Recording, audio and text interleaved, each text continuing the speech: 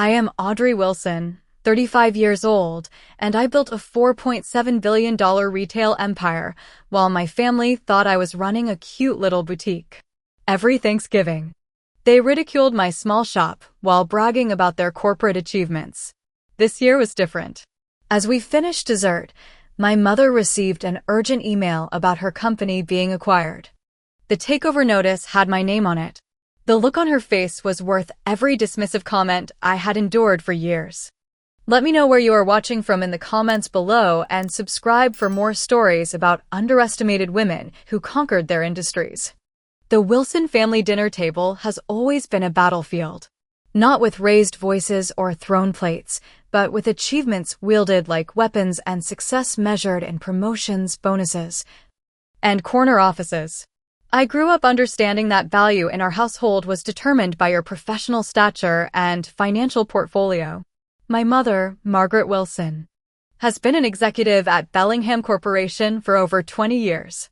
Bellingham is a retail conglomerate that owns 30 shopping centers across the country and has partnerships with hundreds of brands.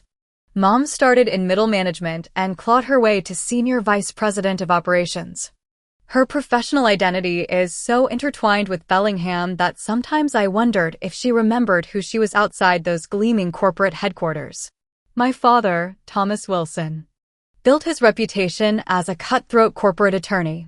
His specialty was helping companies navigate complicated mergers and acquisitions, often representing the larger fish as it swallowed the smaller ones. Dad took pride in his reputation for being relentless in negotiations, leaving nothing on the table. At home, that same approach meant that casual conversations could suddenly become impromptu debates where he expected the same level of preparation and precision he demanded in the courtroom. Then there was my brother Bradley, 3 years older, perpetually more accomplished in our parents' eyes, and working on Wall Street since graduating from Wharton. Bradley managed a portfolio worth hundreds of millions and never let anyone forget it. His condescension came gift-wrapped in brotherly concern. He had perfected the art of the backhanded compliment by the time he was 12. Our family gatherings centered around achievement updates, thinly disguised as casual conversation. Sunday dinners, holiday celebrations, and especially Thanksgiving became showcases for professional victories. The conversation starters in our house were never about feelings or experiences, but about metrics. How much? How many? How fast? Questions that could be answered with impressive numbers were the only ones worth asking. I discovered my passion for retail when I was 16. While most teenagers were hanging out at the mall to socialize, I was studying store layouts, inventory displays, and customer flow patterns. I noticed how certain arrangements encouraged browsing, how lighting affected purchasing decisions, and how staff interactions impacted customer loyalty. Retail fascinated me because it was both science and art, data and intuition working together. When I shared my observations with my family, Dad nodded absently while checking his phone. Mom said retail was a dying industry unless you were at the executive level. Bradley laughed outright and asked if I planned to spend my life folding sweaters. That was the first time I learned to keep my real ambitions to myself. During college, I majored in business with a focus on supply chain management and digital commerce. My thesis project was a predictive algorithm for inventory management that caught the attention of several professors.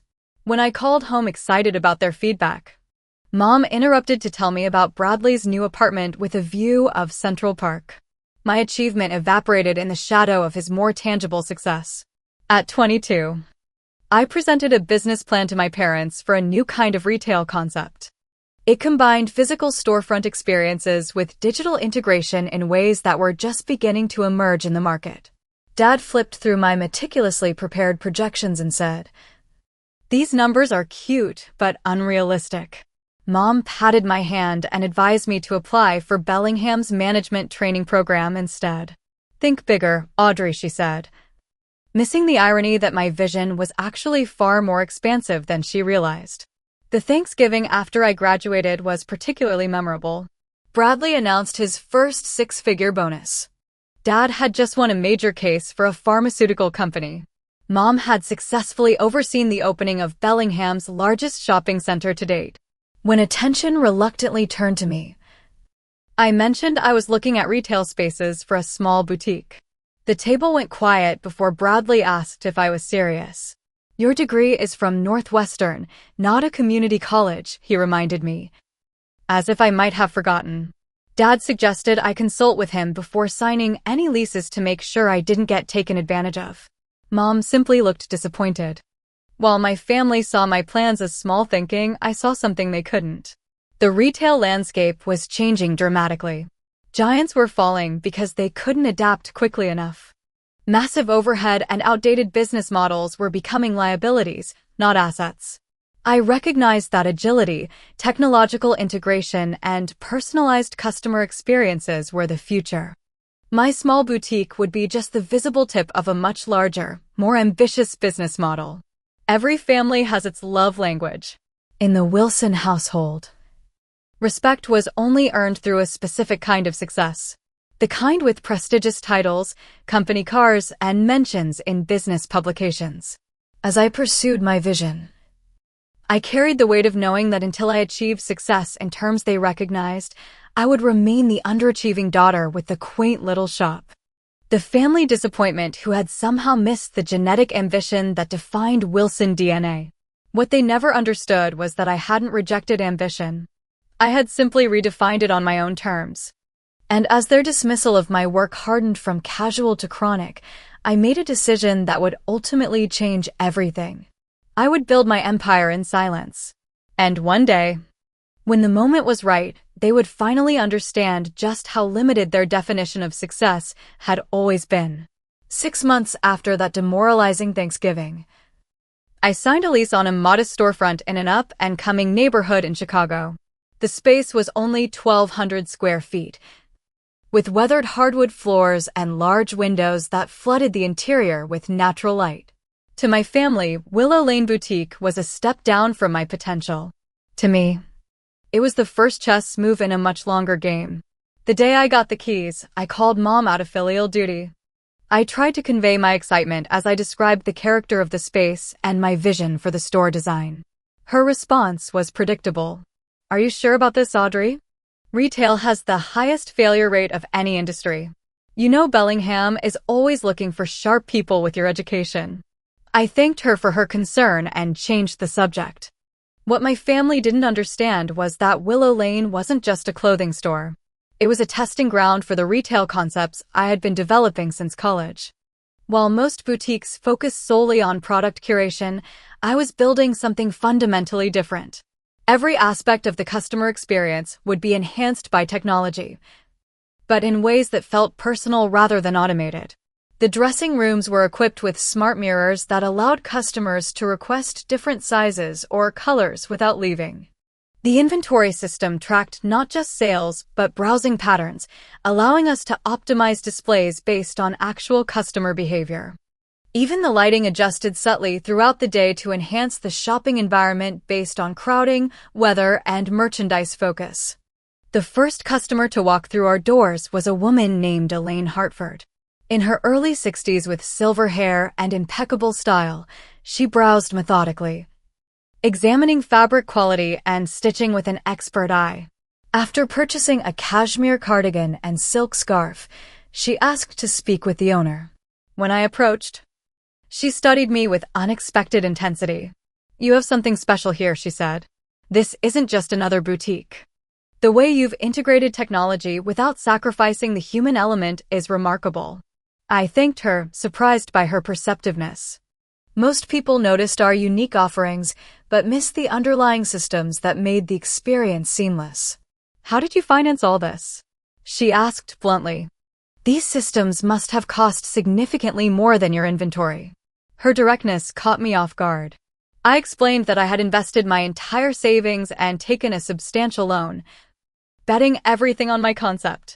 Elaine handed me her business card. Former VP of Retail Strategy at Nordstrom, it read. "I'm an angel investor now, focusing on innovative retail concepts. I'd like to discuss your expansion plans." That meeting changed everything. Elaine became not just my first investor, but a crucial mentor. With her initial investment, I was able to fully implement the proprietary inventory management system I'd been coding at night after the store closed. This system, which I called Retail Sphere, would eventually become the backbone of my company. When I mentioned Elaine's investment to my family at Sunday dinner, my father's first question was whether I had protection clauses in the contract. Bradley asked how much equity I had given away and shook his head when I told him. Mom reminded me that 9 out of 10 small businesses fail in the first year. Their collective concern was suffocating. Despite their discouragement, Willow Lane flourished. Our unique approach generated word-of-mouth buzz that traditional advertising couldn't buy. Customers were surprised to receive personalized follow-up messages with style recommendations based on their previous purchases and browsing behavior. Our return rate was 78% lower than industry average because our predictive algorithms helped customers find precisely what they wanted the first time. 6 months after opening, I expanded the store's digital presence with an online platform that maintained the personalized feel of the physical location. The website used the data from in-store interactions to create an equally intuitive online experience. This integration of physical and digital retail environments was years ahead of industry trends. During this period, I made a strategic decision that would shape everything that followed. I established a parent company called Pinnacle Ventures that would own Willow Lane and all future businesses.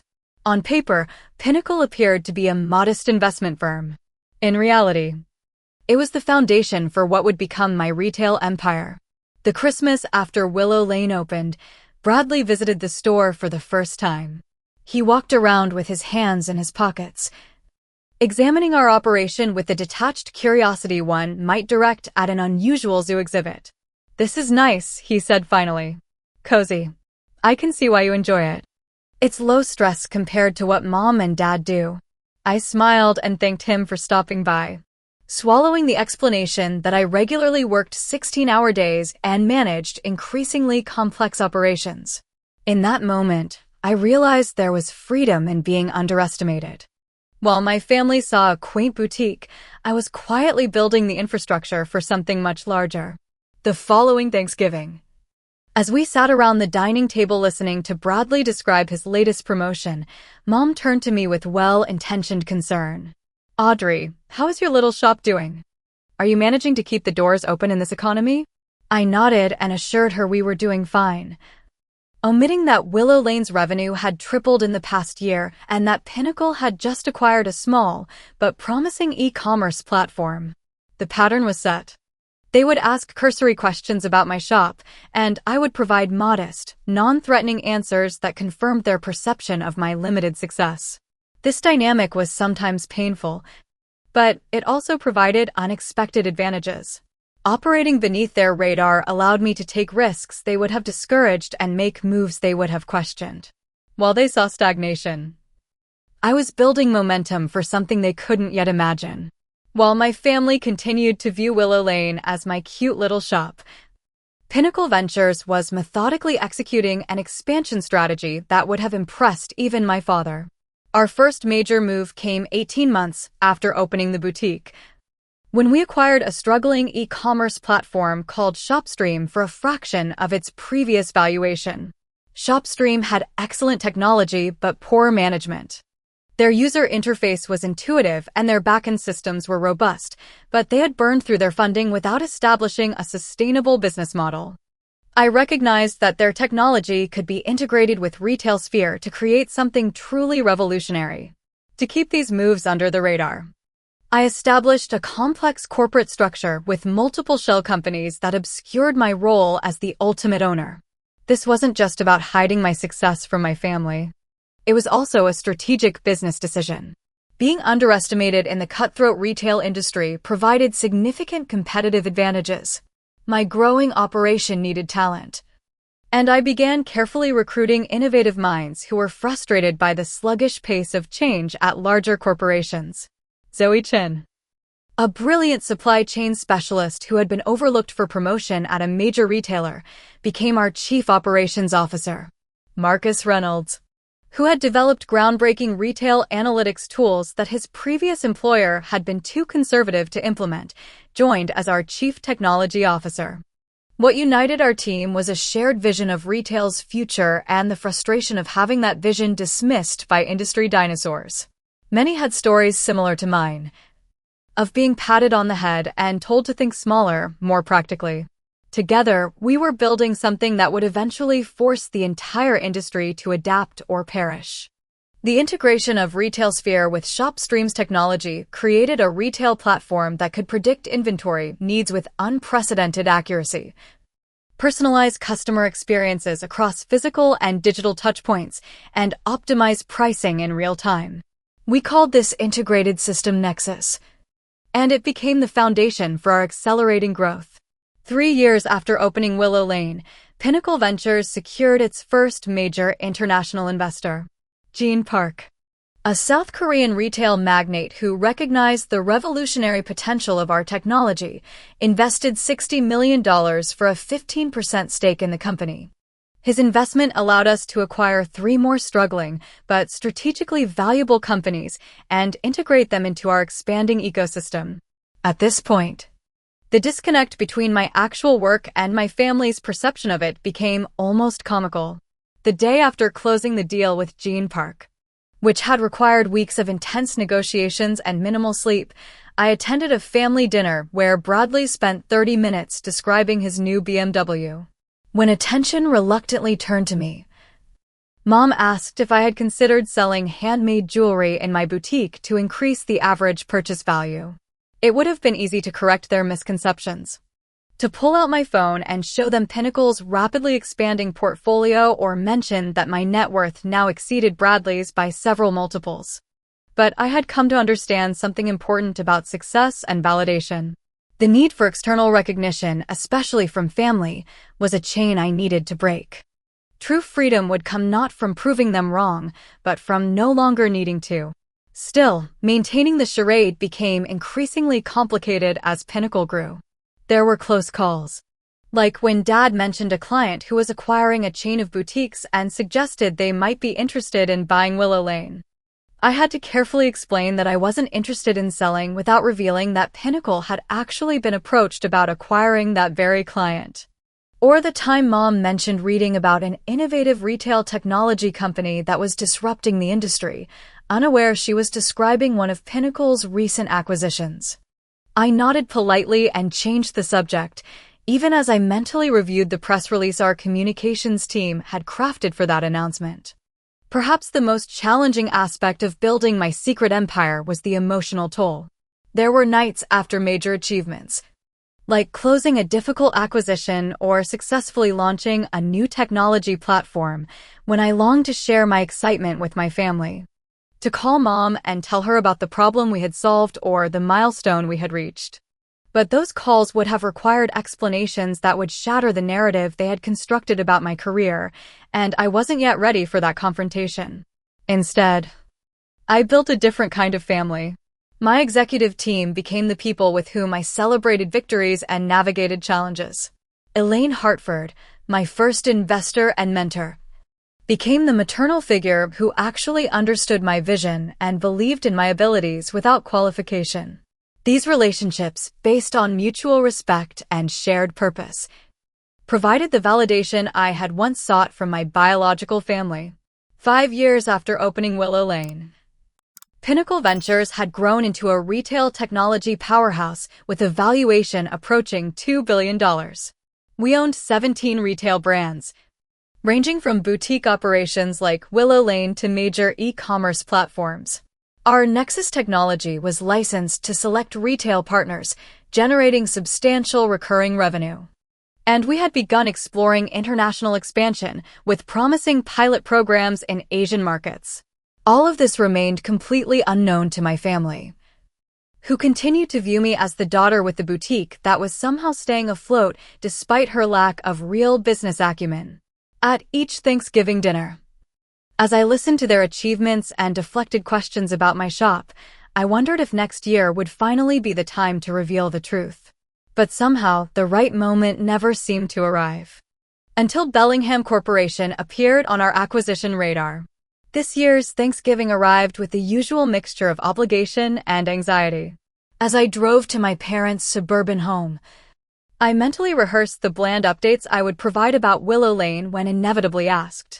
The boutique was doing well. We had loyal customers. The holiday season looked promising. Nothing too successful, nothing that would prompt deeper questions. What I wouldn't mention was that Pinnacle Ventures had recently crossed the $4 billion valuation threshold after our latest round of funding. Or that our executive team had spent the past month conducting due diligence on several potential acquisitions, including my mother's employer, Bellingham Corporation. The familiar dynamics were immediately apparent when I arrived. Bradley was holding court in the living room, describing his recent business trip to Tokyo in excruciating detail. Mom was arranging appetizers while periodically asking questions that allowed Bradley to elaborate on his importance. Dad was mixing drinks and nodding approvingly at his son's international business prowess. I hugged everyone and deflected questions about traffic with practiced ease. Years of these gatherings had taught me the choreography of family interaction. My role was well established, the daughter whose life merited polite but minimal interest. Dinner began with a new development. Bradley stood, champagne flute in hand, and announced his promotion to Senior Investment Director. The new position came with a substantial salary increase, expanded team, and corner office. Mom actually teared up as he described the view from his new window. Dad clapped him firmly on the shoulder, the Wilson family equivalent of an emotional embrace. I congratulated him sincerely. Despite our complicated relationship, I didn't begrudge Bradley his success. What frustrated me was the family hierarchy that remained rigidly in place regardless of actual achievement. I could have bought the building that housed his corner office with my personal funds. Yet in this dining room, I remained the underperforming sibling. This year, we had additional company. Aunt Sharon and Uncle Robert had joined us, along with my father's colleague Lawrence and his wife Patricia. The expanded audience seemed to intensify the usual dynamics, as if my family were performing our roles for this wider audience. After exhausting the topic of Bradley's promotion, attention finally turned to me. Aunt Sharon led the interrogation. "So, Audrey, are you still running that little shop of yours?" I nodded, taking a sip of wine. "Yes, Willow Lane is doing well." "How nice," she responded with the exact tone one might use to acknowledge a child's crayon drawing. "It's good to have a creative outlet." "I always thought you were the artistic one in the family." Uncle Robert chimed in. "Do you think you'll ever expand? Open a second location?" Before I could answer, Bradley laughed. "Why complicate something that works? Audrey's shop is manageable because it's simple. One location, limited inventory, loyal local customers. Not everyone needs to build an empire." Mom nodded in agreement. "Audrey has found her comfort zone. There's nothing wrong with that. Some people aren't built for the pressure of corporate life." I felt a familiar tightness in my chest. Their words carried the sting of condescension wrapped in the guise of acceptance. They weren't just acknowledging my perceived limitations, they were defining my identity by them. Lawrence's wife Patricia, who had met me only twice before, joined the conversation. "What exactly do you sell in your boutique? Is it like a gift shop?" "Women's clothing and accessories," I explained. "We focus on sustainable brands and ethical manufacturing." "Oh," Patricia brightened. "Like those fair trade shops with the tribal crafts and hemp bags?" I started to correct her misconception, but Dad interrupted. "The important thing is that Audrey is self-sufficient. She may not be changing the world, but she's paying her bills doing something she enjoys." The conversation had followed the script so many times that I could predict each turn. Next would come the well-intentioned suggestion for how I could finally achieve meaningful success. Right on cue, Mom placed her hand over mine. "You know, Audrey, Bellingham is expanding our online operations. With your experience running the boutique's website, you might qualify for our digital retail team. It's entry-level, but it would give you stability and growth potential." I felt something shift inside me. After years of these interactions, something about this particular offer, the suggestion that my expertise might qualify me for an entry-level position at the company my technology could revolutionize, struck me as absurdly funny. "Thanks, Mom. I'll keep that in mind," I said, suppressing both laughter and frustration. As we moved to dessert, Mom steered the conversation toward her own professional news. Bellingham is making a major announcement next week, she said proudly. We're finalizing a partnership that will transform our digital strategy. The board is calling it the most significant development in company history. I nearly choked on my pumpkin pie. She had to be referring to the confidential negotiations between Bellingham and what they believed was a technology investment group interested in a strategic partnership. What they didn't know was that the investment group was a subsidiary of Pinnacle Ventures, and what we were actually planning was a complete acquisition. Oh? I managed, trying to sound casually interested. That's exciting. Mom nodded enthusiastically. It's all very hush-hush right now, but it's going to change everything. The CEO says this could double our market share within 5 years. Bradley's competitive instinct flickered. Who are you partnering with? Anyone I would know? Mom lowered her voice conspiratorially. I can't say much, but it's a major technology innovator. Very forward-thinking. Exactly what Bellingham needs to compete in today's market. The irony was almost painful. My mother was unknowingly describing my company in glowing terms while sitting across from me at the Thanksgiving table where my business acumen had been routinely dismissed for years.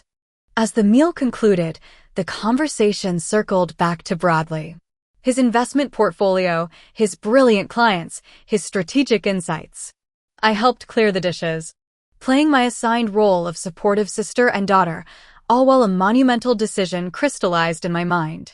For years, I had separated my family life from my business identity. I had accepted their perception of me because challenging it seemed unnecessary and potentially painful for everyone involved.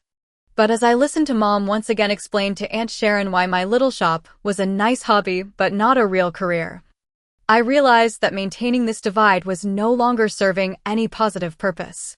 The breaking point came when I overheard Bradley in the kitchen, speaking to Lawrence in a lowered voice. Audrey could have done so much more with her life. Northwestern degree, sharp mind. But she lacks killer instinct. No real drive. It's almost like she gave up before she started. In that moment, something shifted permanently. The acquisition of Bellingham had been planned as a quiet, respectful process that would have kept the current management largely in place, including my mother. But now I saw an opportunity to resolve both a business strategy and a personal reckoning simultaneously. I stepped outside and made a phone call to Zoe, my COO. We need to accelerate the Bellingham timeline, I said quietly. Move forward with option B. And one more thing. When we send the formal notice, use my full name and title, not just Pinnacle Ventures. Are you sure? Zoe asked, surprise evident in her voice. We had previously planned to keep my name out of the official documentation until later in the process. Absolutely certain, I replied. It's time. As I ended the call and returned to the dining room, I felt a strange sense of calm. The decision was made. By tomorrow morning, everything would change. The acquisition of Bellingham Corporation had been on Pinnacle's strategic roadmap for nearly 18 months. As a retail conglomerate with extensive physical locations but outdated technology infrastructure, Bellingham represented both opportunity and challenge. Their real estate portfolio was valuable, their brand recognition strong, but their digital transformation efforts had been half-hearted and ineffective. 3 months earlier, I had gathered my executive team in our Chicago headquarters to finalize our approach. The sleek conference room on the 48th floor offered panoramic views of the city, a far cry from the modest boutique my family believed was my life's work. Zoe Chin, our COO, presented the financial analysis. Bellingham is operating at approximately 67% efficiency compared to industry leaders. Their inventory turnover is sluggish, their customer acquisition costs are unsustainable, and their e-commerce platform is essentially a digital catalog rather than a true online retail experience. Marcus Reynolds, our CTO, highlighted the technology gaps. They invested $14 million in a digital transformation initiative last year that was essentially just a website redesign. No meaningful changes to their underlying systems. No integration between online and in-store experiences. No real-time inventory management. Elaine Hartford, now our Chief Strategy Officer, summarized the opportunity. Bellingham has what we need: Physical presence in 30 prime locations. We have what they desperately need but don't know how to build: truly integrated retail technology. This isn't just an acquisition, it's a rescue mission. We developed two potential approaches. Option A was a friendly strategic partnership that would gradually transition to full acquisition over a 2-year period. This approach would minimize disruption and allow for careful integration of our technologies and their physical infrastructure. Option B was a more direct acquisition, still respectful but with a compressed timeline. This approach would accelerate the transformation but carried higher risks of resistance from Bellingham leadership. Given my personal connection to Bellingham through my mother, we had unanimously agreed that option A was preferable. The last thing I wanted was to create unnecessary tension in my family by appearing to aggressively take over my mother's company. Our legal team, led by Jared Michaels, had been preparing the necessary documentation for both scenarios. Unlike my father, Jared approached corporate law with an emphasis on creating mutually beneficial outcomes rather than winner-take-all scenarios. His team had crafted acquisition terms that protected Bellingham employees while still giving Pinnacle the control needed to implement necessary changes. We particularly focused on employee retention and transition plans. Many acquisitions fail because they neglect the human element, treating employees as interchangeable assets rather than repositories of institutional knowledge and relationship capital. Our plan included detailed provisions for retaining key personnel and creating incentive structures that rewarded collaboration during the integration phase. One of my non-negotiable requirements was that no frontline employees would lose their jobs as a result of the acquisition. Executive redundancies were inevitable, but we created a generous severance package for those positions that would be eliminated, along with placement assistance and extended benefits. The question of my mother's position required careful consideration. As Senior Vice President of Operations, she would theoretically report to Zoe in the new structure. This created obvious potential for awkwardness, but I was committed to handling the situation with integrity. We created a special advisory role that would allow her to maintain her status and compensation while transitioning responsibility to our operations team over time. Throughout the planning process, I maintained a strict firewall between my family relationship and our business strategy. None of my team members had ever met my mother, and I never used any personal knowledge about her work habits or approach in our planning. This acquisition needed to stand on its business merits alone. The negotiations with Bellingham had begun 2 months ago, conducted through intermediaries to maintain confidentiality. Pinnacle operated through a subsidiary called Horizon Integrated Retail Solutions, presenting ourselves as a technology investment firm interested in a strategic partnership. This approach was standard in the industry and allowed both parties to explore possibilities without premature public disclosure. The initial meetings had gone well. Bellingham's leadership recognized their technological deficiencies and were eager to find a partner who could help them compete in the rapidly evolving retail landscape. What they didn't realize was that we were evaluating much more than a technology partnership. As the discussions progressed, we gradually increased the scope of the proposed collaboration.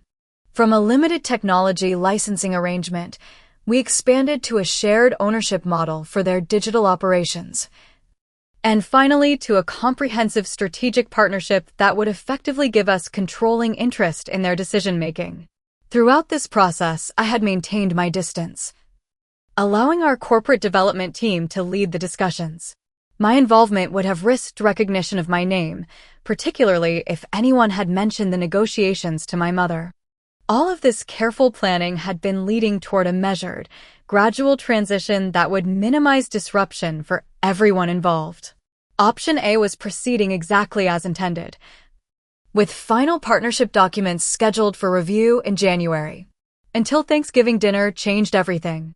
The morning after Thanksgiving, I called an emergency meeting of our acquisition team. The decision to accelerate to option B and reveal my identity as Pinnacle's founder and CEO required significant adjustments to our timeline and approach. Jared was concerned. This changes the emotional dynamics substantially, he pointed out. When they realize the acquirer is not just Pinnacle, but specifically you, There may be resistance based on personal factors rather than business considerations. I understand the risks, I acknowledged. But continuing with the charade no longer makes sense. Bellingham needs what we can provide, and hiding my identity has become more about fear than strategy.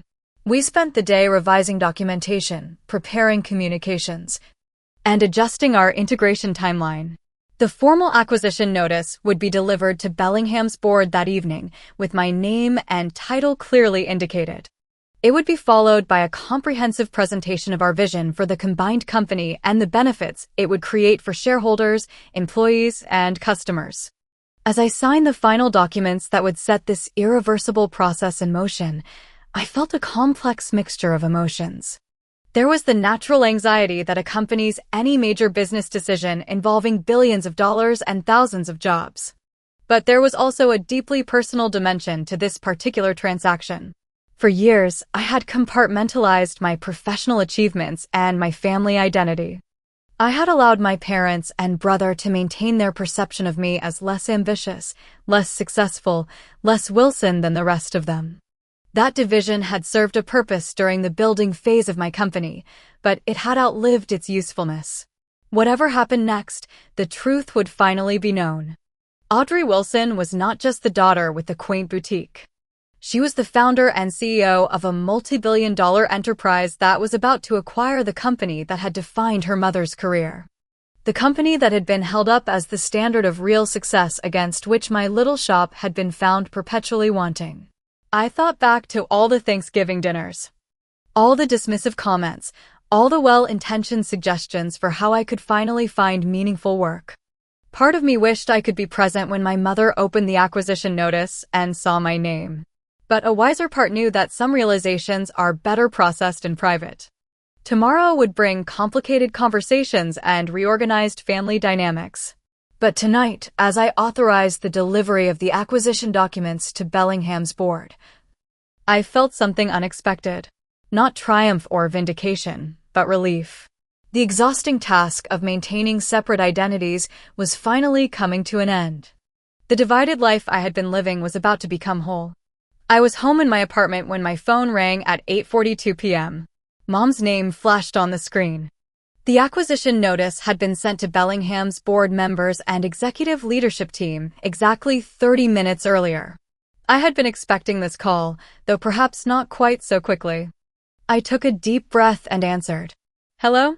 There was silence on the other end, then my mother's voice, tense and controlled.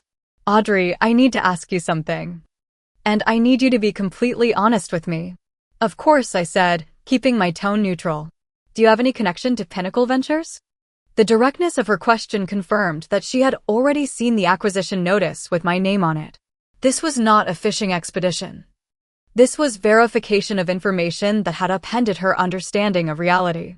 Yes, I do, I answered simply. Another silence, longer this time. Then, are you really the founder and CEO? I am. A sharp intake of breath. How? How's this possible? Her voice cracked slightly on the last word. It's a long story, Mom.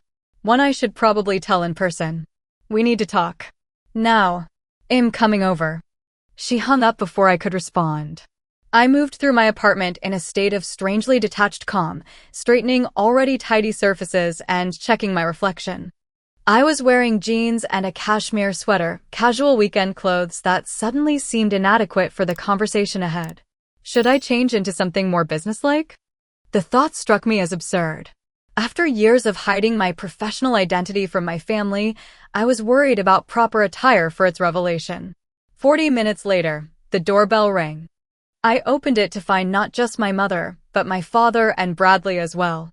Their expressions formed a spectrum of emotions. From Mom's barely contained shock to Dad's calculating assessment to Bradley's naked disbelief. They stepped into my apartment, taking in the space with new eyes. I'd purchased the penthouse 3 years ago, but had never hosted family here, always meeting them at their home or restaurants to maintain the fiction of my modest means. Is this really your apartment? Bradley asked, staring at the floor-to-ceiling windows overlooking the city. Yes, I answered simply. My father moved directly to the point, as was his way. Audrey, we need to understand what's happening. Your mother received a formal notice that Bellingham is being acquired by Pinnacle Ventures and that you're the CEO of this company. Is this some kind of mistake? A prank? It's not a mistake, I confirmed. Pinnacle Ventures is acquiring Bellingham Corporation. The transaction has been in planning for months, though the timeline was recently accelerated. My mother sank onto the sofa, her professional composure visibly crumbling. But Pinnacle Ventures is a $4.7 billion company. It's one of the most innovative forces in retail technology. Everyone in the industry has been trying to figure out who founded it. It's been this mystery. And all this time, it was you. My father finished, his legal mind clearly connecting dots and reassessing years of assumptions. All this time, I confirmed. Bradley remained standing, his expression shifting from disbelief to something more complex. Why didn't you tell us? He demanded. Why the secrecy? The boutique, the modest lifestyle you've projected, it was all a fiction? I suggested. Not entirely. Willow Lane is real. It's successful in its own right. It's just also a small part of a much larger enterprise. How did this happen? When did this happen? Mom asked, her voice steadier now as she fell back on questions of process and timeline. I took a deep breath and gave them the condensed version. I founded Pinnacle Ventures 6 years ago, shortly after opening Willow Lane. The boutique was always meant to be a proof of concept for the retail technology one was developing. Elaine Hartford became my first major investor.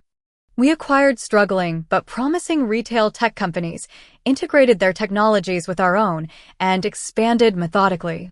As I spoke, I watched their faces.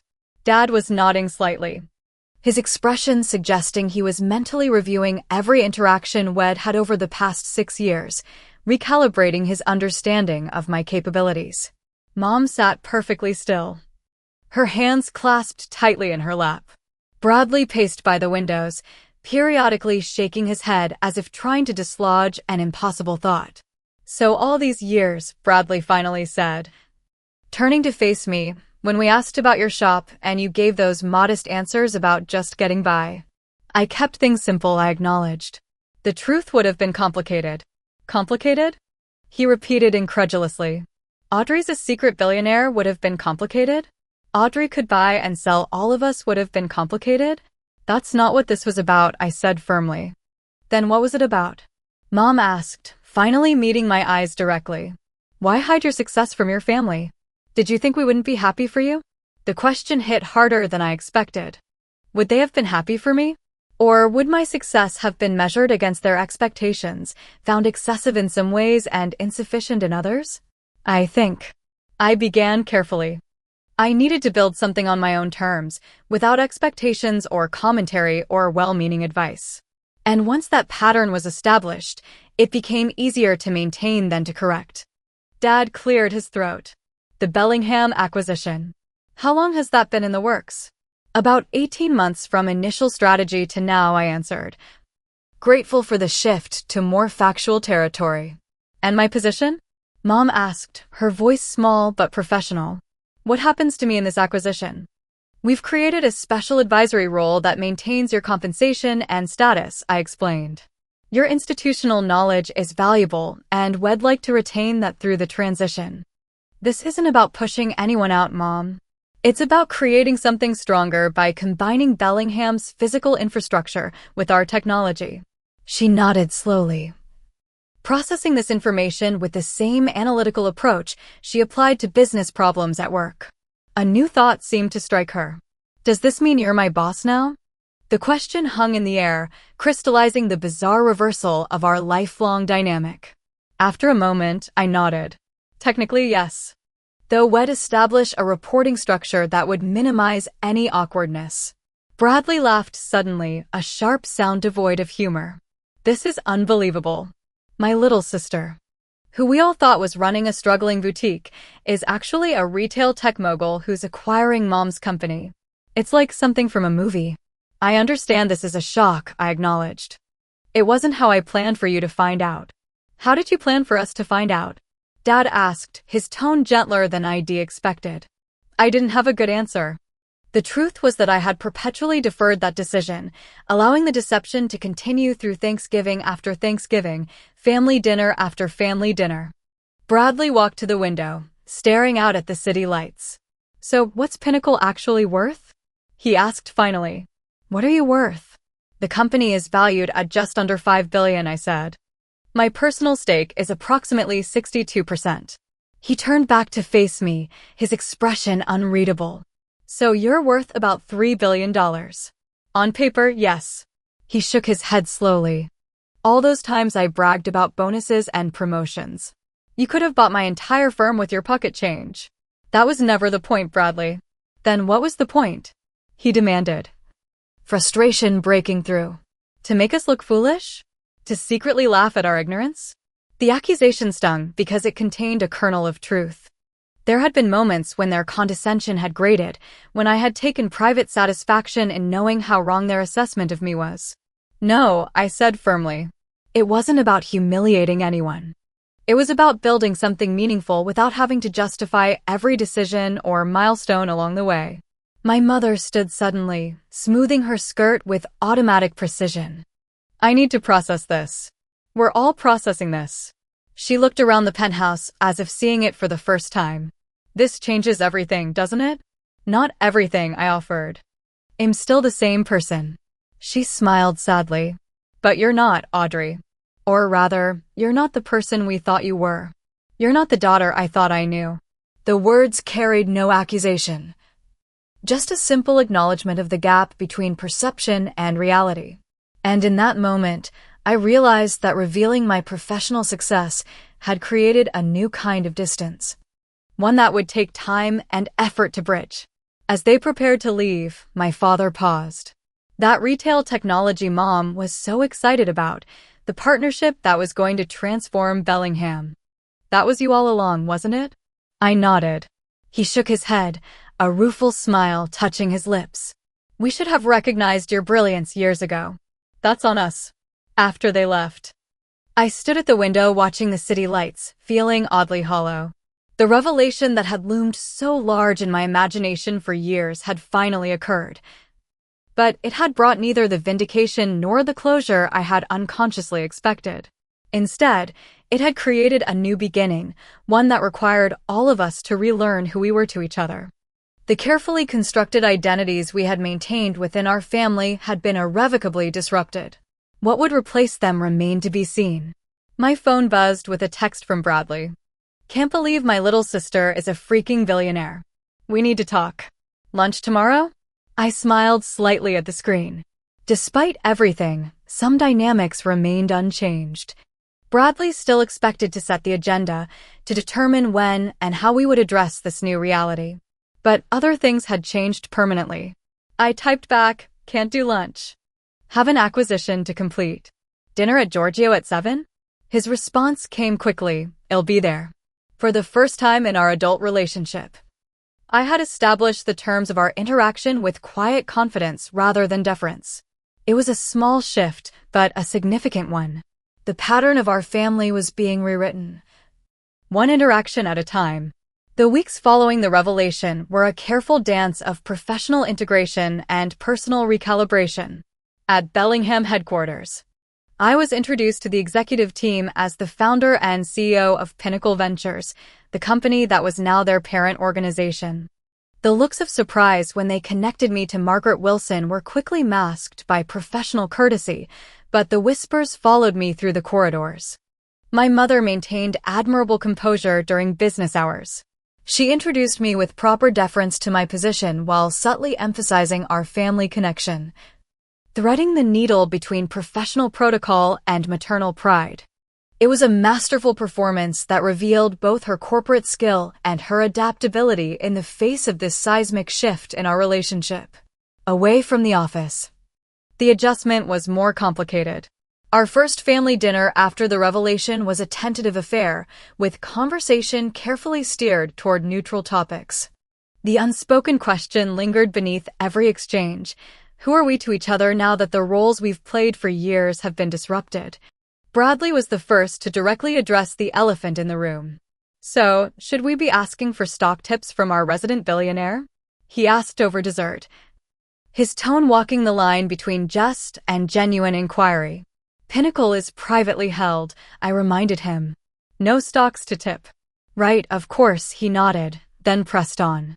But seriously, Audrey. You built this massive company in secret while we all thought you were just getting by with your boutique. You must have some advice for the rest of us mere financial mortals. There was a new note in his voice, a hint of deference that had never been there before. It should have felt satisfying after years of his condescension. But instead it created a different kind of distance. Honestly, Bradley, my path wasn't exactly conventional, I said carefully. I'm not sure my experience translates to generalizable advice. Dad set down his coffee cup with deliberate precision. I think what your brother is really asking is how we move forward from here. As a family. The directness of his question caught me off guard. My father had always approached emotional matters obliquely, if at all. I think we start by getting to know each other again, I suggested.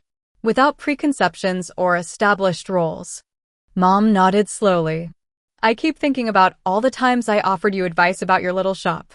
Suggestions for improvement. Even job opportunities at Bellingham. She shook her head. A rueful smile touching her lips.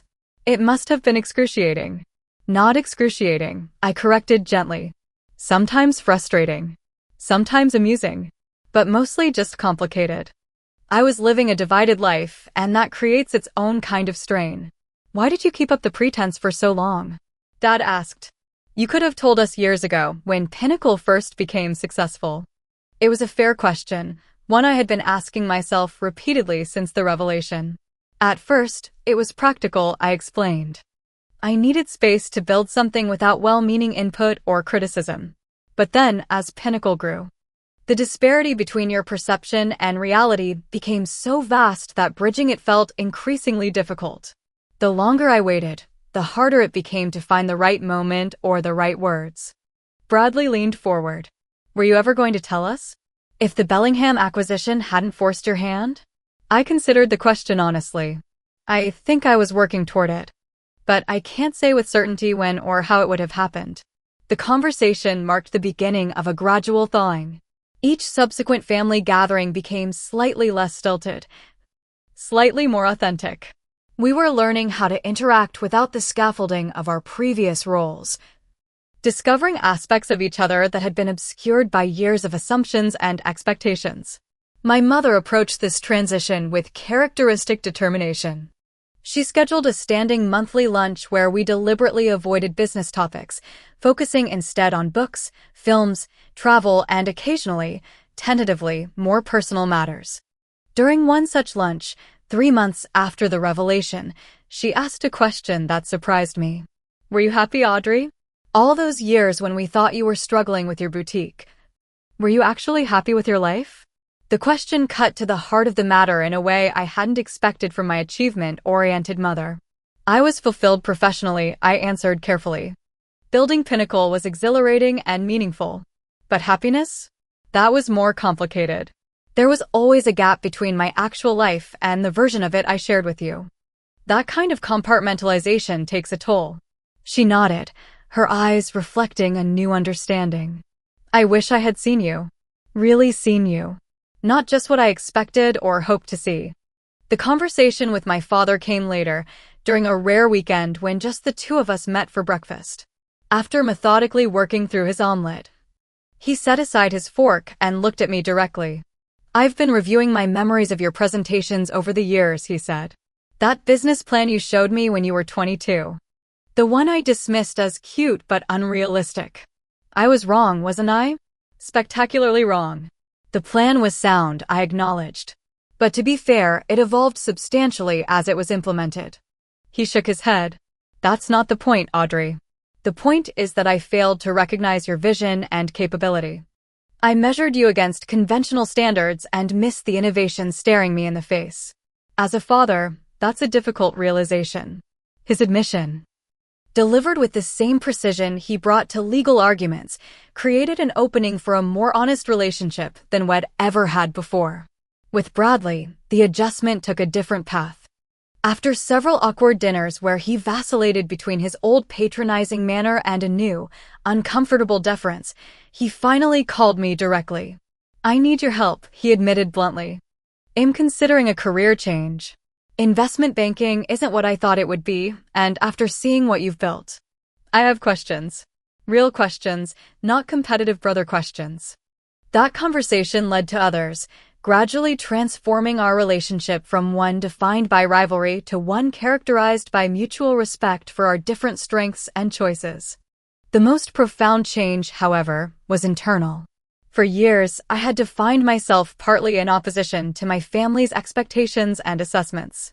Their underestimation had been both frustration and fuel, driving me to prove something that I had never quite articulated, even to myself. With that dynamic shattered by the revelation, I found myself navigating a new kind of freedom. The freedom to be fully seen and known, without the exhausting maintenance of separate identities. The freedom to acknowledge both my extraordinary success and my very ordinary human vulnerabilities.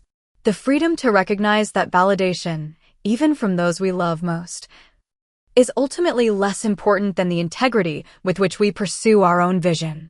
The final Thanksgiving after the revelation brought this journey full circle. As we gathered around the same dining table where ID endured years of gentle dismissal, the atmosphere was transformed. Not perfect, not without its lingering complexities, but fundamentally changed by the truth that had finally been spoken. As we went around the table sharing what we were grateful for, Mom surprised everyone with her answer. "I'm grateful for disruption," she said, looking directly at me. "For having my certainties upended and my perspective expanded. I've spent my career adapting to changes in retail.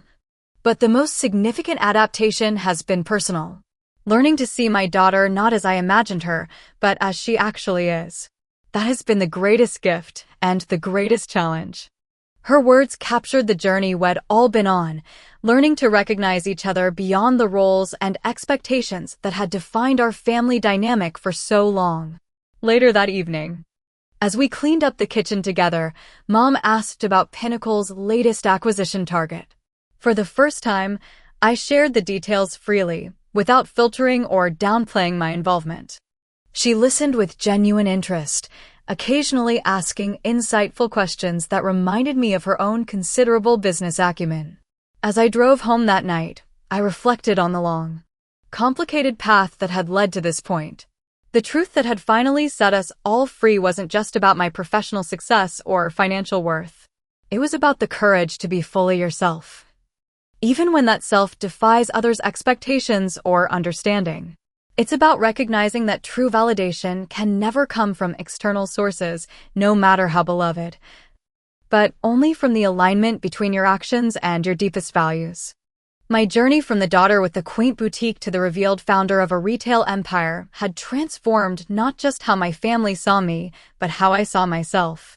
No longer defined by either their underestimation or my reaction to it, I was finally free to simply be, without justification or disguise. That freedom, more than any acquisition or valuation, was the true measure of success. So I ask you now, have you ever hidden your true self or achievements to avoid judgment or maintain peace? How has seeking validation from others shaped your choices? Share your thoughts in the comments below, and if this story resonated with you, please like, subscribe, and share it with someone who might need to hear that their worth isn't determined by others' recognition. Thank you for listening to my journey, and remember, sometimes the greatest power lies in quietly building your empire while others underestimate your vision.